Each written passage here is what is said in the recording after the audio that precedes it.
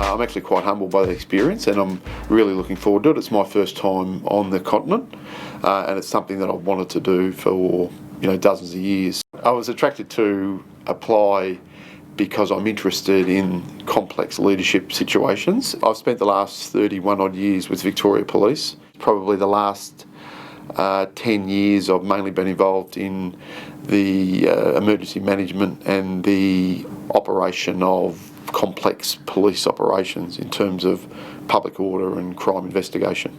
Some of the challenges we might be facing will obviously be the isolation, the distance from Australia, how the expeditioners might react to that isolation, so that may be a little bit challenging.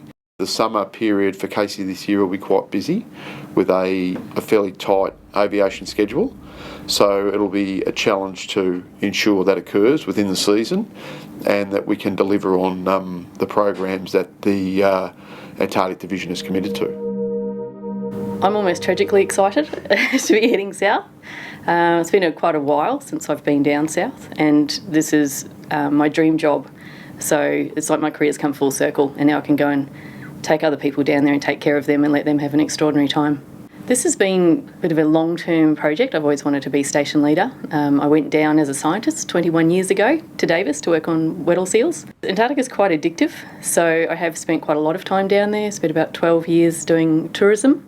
So some of the challenges that will come up in the winter will be people being isolated and lonely, missing members from home, even just getting on and being compatible with your co-workers, and you're living and working in your work environment, probably working in cold environments as well, so just physically managing the environment. There are many components that attract you to Antarctica. So there's the physical beauty, it's quite extraordinary. There's blue icy landscape where people just don't belong. The wildlife is extraordinary. Penguins are just magical.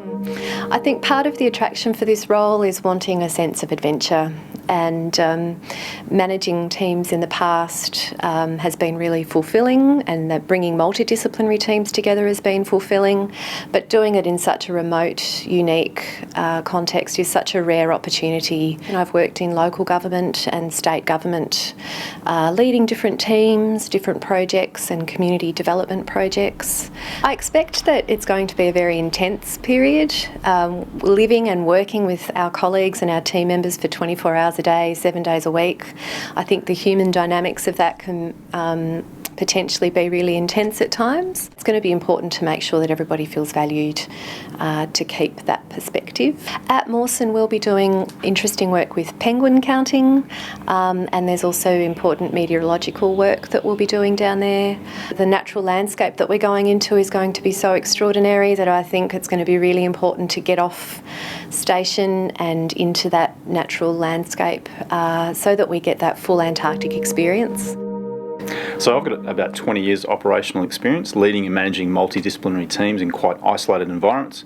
I started my career in the Australian Army, and from there I spent quite a long time in both state and federal police, where I also had the opportunity to work in East Timor as an international capacity builder. And I've also spent about 10 years working as an adventure tour guide.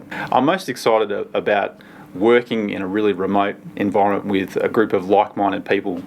It's a challenge that very few people have the opportunity to take on, and it's one that I think that will bring a lot of personal development, but also a lot of rewards in terms of seeing that the difference that we can make. So this year is going to be quite a busy year for us. We've got a lot of ongoing maintenance projects that we'll be looking after from a trades perspective. There's also quite a few ongoing long-term science projects that we'll be monitoring. So I had the chance to go to Macquarie Island on a familiarisation trip early this year, and I have to say it was absolutely mind-blowing. It's almost like something you'd see out of a movie. It doesn't quite feel real. And then when you actually get on the island, the best description I can give you, it's a little bit like being in a real-life zoo. The wildlife, the penguins and the seals, it's incredible. Every step that you take, you're actually trying to avoid interfering with the wildlife, which is so different to any other place in the world that you could visit.